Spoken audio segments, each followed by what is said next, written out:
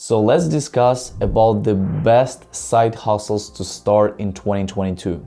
And these side hustles that you're gonna see are honestly something that have been recently trending, something that have been working for years as well, and something that I myself have been investing my time and seeing the results and experiencing with that. And obviously this is as well from my experience in the past, and I decided to choose just one of the best areas that you can focus and have a successful start of 2022, or you can eventually look at those side hustles and be like, okay, this could be my another side hustle, my another business or area that you want to focus to.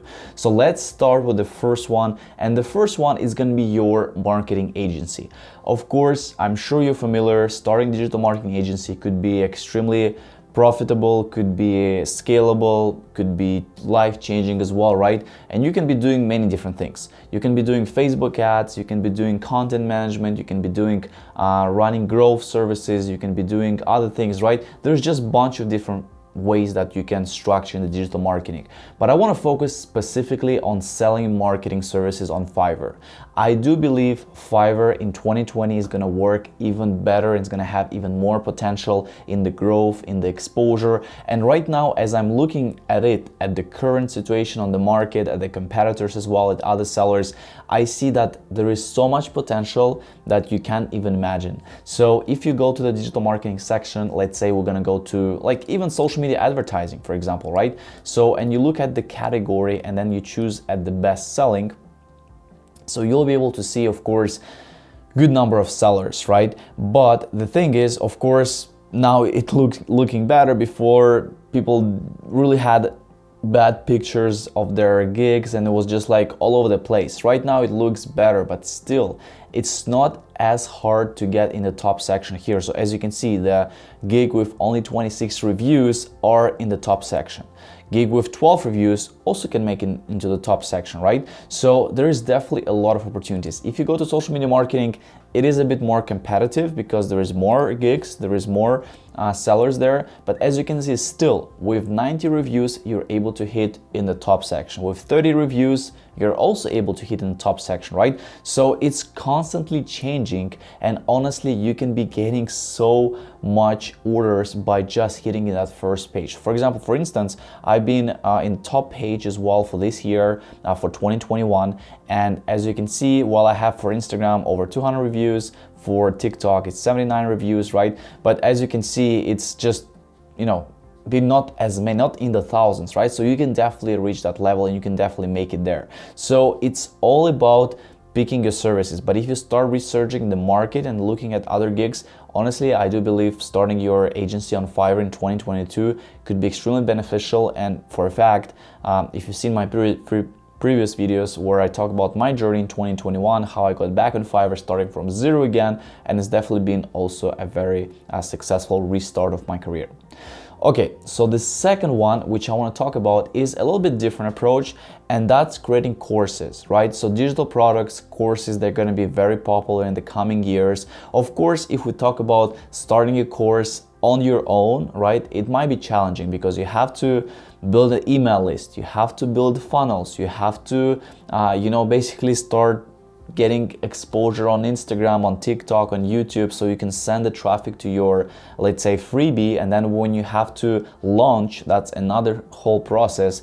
It might be just very painful, right? So I want to offer you a different approach. And this approach is selling your course on a platform like Udemy, right? So if you've been following Udemy, Udemy is a great platform for selling your online courses. Yes, sometimes it could be painful because your course could be sold, well, it will be sold between $10 to $15, and you'll be getting just like, let's say, $5 to $7 from that, right? But if you think it in a different way where you can be exposed potentially to tens of thousands of hundreds of thousands of students, and eventually you'll be gaining much more exposure than if you'll do it on your own. Because if you do it on your own, to get like 10,000 students, like it probably going to be a lot of money and a lot of investment, and it's impossible to do it just from the first launch, right? So I do want to offer you a suggestion to create a course on Udemy and just give it a try, because if you really produce a good high quality course and sell it on Udemy, and you can also try Skillshare as another platform, right? But I want to stick to Udemy. And if you try to put it there, you never know how it's going to go. It's like the same as Fiverr. Like, you might hit in the top rankings, and then suddenly you're going to be having students, new students coming to you every single day, right? So let's take a look here at quickly the current market situation, right? So if I type digital marketing, for example, if you want to create a course in digital marketing, and it's gonna give me the stats. So right now, as you can see, the student demand is high, number of courses is high, median monthly revenue $21 per month, top monthly revenue 26,000. So eventually the instructors are able to make 26K per month on selling their digital marketing course. Okay, yes, we see the median, we see the top, right? There's a huge difference. But the same if you look at Fiverr, right?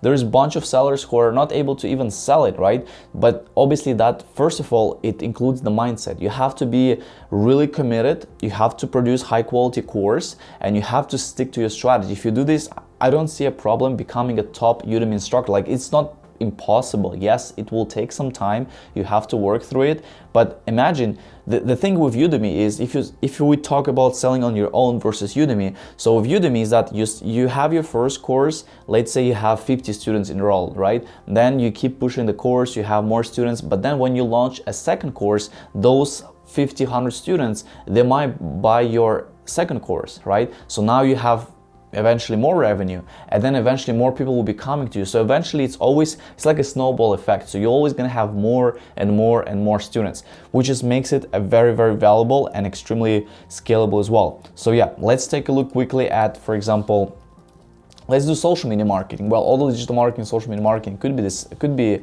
sounding the same, but let's just make it as a test and see what the numbers are here. Okay, $7,000, right? Per month, not bad as well. Honestly, I'm very surprised. If you go into the categories like, let's say, drop shipping, for example, if you talk about drop shipping, right, you can be making 3,000. Okay, if we talk about, let's say, for instance, and I'm sure you will maybe guess that it's going to be more popular, Python, over $100,000 per month, right? So as you can see, teaching Python, yes, it might be challenging. You have to obviously know the topic, right? But still, look at those numbers. Like, it is definitely possible. It's not just, it's just impossible. It's definitely there. For example, if we do Instagram marketing, let's say, how much we're gonna have? $6,000 per month, also pretty good. And of course, it could be even more, right? So honestly, this is a great focus. This is something that I've been also looking at, and I've been also working on that, creating and getting back on Udemy, because I've been selling my course on Udemy, and honestly my course wasn't really good there, but I still was able to get over 100 students, you know, get some revenue, and I saw the results. So there is definitely potential there. So Udemy will be growing, will be having more students, and 2022 is going to be a very, very good focus if you're gonna stick to that strategy. Also, like, don't forget about, there's other platforms like Skillshare as well, so you can actually start both on Skillshare, on the Udemy as well. For me, Udemy associates more with like Fiverr, kind of like the similar concept, so that's why I will give a try to Udemy, and then I will also try to put it on Skillshare. Okay, so the next one, next focus and the next side hustle might be something new to you. Maybe you have heard about it before, but it's been booming for the last 2 years. So, and that's running your paid newsletter. So as you have probably seen before, let's say like New York Times, right? All those huge media companies where they've been for years, right? And they of course charging you a subscription now to continue consuming their content, right? So I want to talk about how you can potentially start your own newsletter and how you can get paid for that. And this concept has been proven already by a number of people, and they have been doing extremely successful. And you just can't imagine, you know, you're writing something that you love and you're passionate, and you can be making 7 figures even per month doing that, right? This is just insane. So one of the first examples I want to show you, it's a newsletter by Lenny Rashidski. He has been actually working at Airbnb. Obviously he quit now because he's doing this full time. So he has been working at Airbnb before he made some startups, and Airbnb actually bought his startup and employed him to the Airbnb. And eventually, after some time, he decided to start this newsletter. I believe it was in 2019, right? So he started writing about, product managers, startups, funding, investing, other things as well, and eventually started to pick up, right? Why it started to pick up? Because he was very consistent, and eventually he started to reach out to some people who have been also speaking about his newsletter and kind of promoting it as well. So I want to show you, so the newsletter that he has, it's built on Substack. So Substack is a platform where you can actually host your newsletter. So it makes it very easy because you don't need to have any backend, you don't need to create the website, other things, it just does it for you, right? So it kind of makes it easier, and at the same time it has all the necessary resources to go paid, because obviously you have to start free first, and then you go paid once you have certain subscribers. So let's take a look at his journey. So he started this newsletter a year and a half ago from 2020, right? So it's been some time now, right? So as you can see, he's sharing his journey, how he had at the beginning of the year, 6 months into the experiment, he had 6,000 subscribers, a few dozen posts, right? Still thought to start a company. So he was actually debating if he want to go for creating a new startup or just doing the newsletter. And then eventually, as you can see, he decided to add a paid plan. So he was at around 6,000. He decided to make it as a paid plan, and eventually after 10 months of free newsletter and now 6 weeks into paid, this thing is for real. So he started to get 3,000 people who subscribed for free, and then 486 actually went paid, right? Which is already a lot. And he's been charging $15 per month for the newsletter, right? So then as the time goes, that's why it is important to think about when you're starting any side hustle. You want to make sure when you start something, let's say 2 years after, it's still going to be progressing. It's not going to be like you start something, then it collapses, then you have to start again and again and again, right? But as you can see, his new newsletter has been always progressing. So at the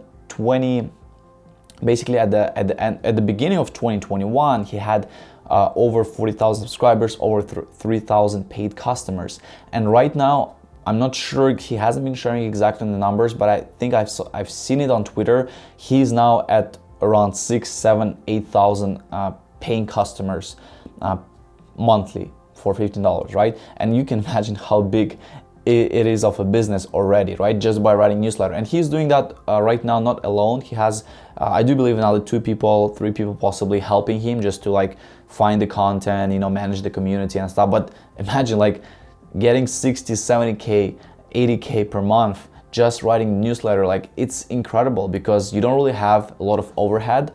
You don't really have honestly that much cost where you'll be expanding, let's say even on ads or something, because this is a subscription. The subscription model, as you know, it's very trendy. It's been very more popular these days, let's say running your memberships, other things, but this is running your paid newsletter. So I do think Substack, yes, they take 10% of whatever you make, and then eventually if you have like Lenny's, he probably gives $10,000 per month to the Substack, let's say approximately, or maybe even more if the time goes, but still it gives him all the resources, all the platform. I do believe if you go on Substack, yes, you might be kind of paying them more in the future, but it's really simplified, and eventually you can be just kind of more efficient, because if you keep things simple, it's honestly the best, right? So you don't need to have all this, let's say, backhand, all this custom really complex system, and then connecting Zapier to a bunch of things, and then checking these things all the time, and then making sure that payments are going through, right? Here is kind of simple. If you're making money, the Substack makes money as well. If you don't make any money, you are free to use the Substack. So I think there is a honestly equivalent kind of exchange between the platform and your own content. So this is definitely a great approach. Okay, so we talk about the newsletter, we talk about the Udemy courses, we talk about the Fiverr agency as well. So what's next, right? And by the way, I do have my own as well, freelancehustle.com newsletter, which I started as well. And you can check out the link in the description if you want to read about my Fiverr journey, if you want to learn about the tips as well, the freelancing tips. I do honestly try to push it as well and just see what kind of results. So you can actually follow as well my journey and see where this will take me. Okay, the last thing which I wanted to talk about is something that I've been mentioning, but it's honestly been also very interesting, because this is something that you don't need to use, let's say, outside of platforms, third-party application. You don't need to be dependent on anything, right? So it's of course called consulting, right? Doing consulting sessions with clients, with people, and just going on the Zoom call, giving them strategy sessions, giving them the consulting, giving them the tips, the ways. That's probably one of the also best strategies and best business models to do, and especially in 2022, because it's going to be even growing. So as you remember Trey, I've been mentioning him. Honestly, he's been very inspiring to me as well, how he's doing his journey. So he's doing consulting. So he's basically building his business around consulting, right? Where he comes and he sells high ticket consulting.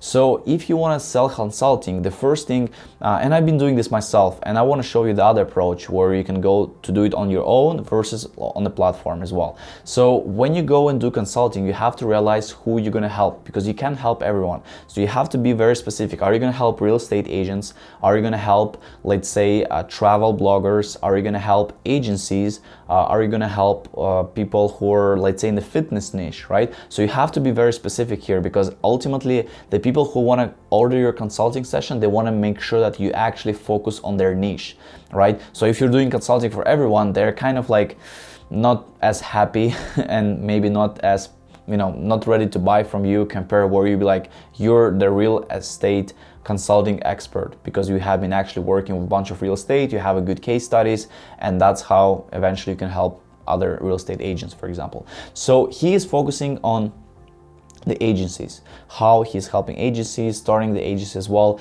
And he has a funnel. We talked about this funnel, where it's a case study funnel where you can bring people directly to the case study. You show them the case study, how you help other, let's say, real estate agents, and then they can go and schedule a free call, free 15-20 minute call. Then you get on the call and you just describe like, hey, I'm gonna help you, like I can help you with this, I can help you with that, and then eventually you close the client on that call, and then they pay you, let's say, $1,000, and you do the consulting session with them, right? So that's one of the strategies that you can do.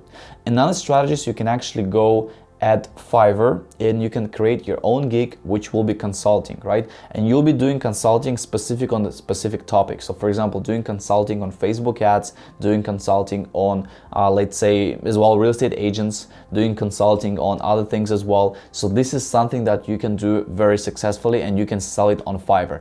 I don't think like it's going to be super successful if you just do it on Fiverr, but eventually it's a good way to get more customers, because it's maybe a little bit harder to get the consulting gig ranked in the top, but still you'll be getting some traction eventually. And then once you practice, once you learn, you can actually just go and do it on your own, for example, using Instagram, using LinkedIn, using YouTube, and just bring everyone to your funnel, which is schedule a free call. Just remember, free call is honestly one of the best funnels. So if you focus on that and bringing people to your free calls, and then closing them for your consulting package, and then eventually doing this consulting business. Of course, it's good to have a landing page where you show exactly, let's say, I'm gonna help real estate agents do this and that, right? And you have a case studies, you have, other reviews, testimonials, just focusing specifically on that niche. That's gonna be probably the best. So guys, thank you so much again for watching this video. Please let me know if you have tried any of those methods, if you have actually maybe doing this method right now. Any thoughts, anything, feel free to share in the comments. I'll really appreciate, and it will be nice to hear your thoughts as well. And also, if you like this video, if you enjoy it, feel free to share it with others, because obviously maybe your friends, maybe people you know, they're also looking to start something in 2022, and they're looking for inspiration, maybe potential ideas. So I do believe this video could be useful for them. So if you do that, I really appreciate it, and thank you guys so much for support. And of course, see you in the next video.